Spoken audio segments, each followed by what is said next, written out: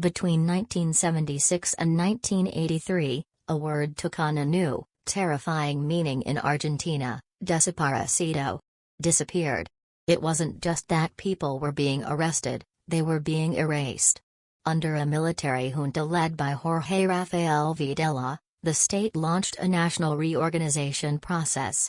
Their target wasn't an invading army, but subversives, a term that eventually grew to include students, labor leaders, journalists, and anyone who dared to carry a book by Marx or a poem by Neruda.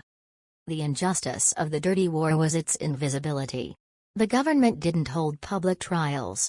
Instead, they operated over 300 secret detention centers, often in plain sight, in residential basements or police stations. Victims were snatched off the streets in broad daylight, taken to these black sites, and tortured for information.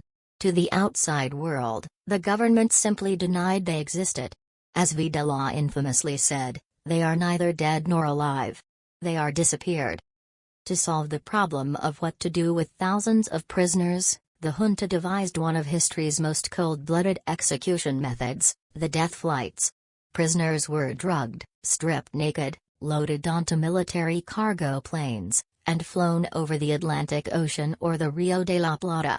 While still alive, they were pushed out of the aircraft into the water below. This was designed to ensure there were no bodies, no evidence, and no graves for families to mourn over. Perhaps the most intimate injustice occurred in the maternity wards of these secret prisons. Hundreds of women gave birth while in captivity. Once the babies were born, the mothers were disappeared, and their children were illegally adopted by military families or supporters of the regime. These children grew up with no knowledge of their true identity, raised by the very people responsible for the murder of their biological parents. But the junta made one fatal mistake: they underestimated the mothers. In 1977, a group of women began meeting in the Plaza de Mayo in front of the presidential palace. Wearing white headscarves, made from their children's diapers, and carrying photos of their missing sons and daughters, they marched in silence. They refused to be intimidated.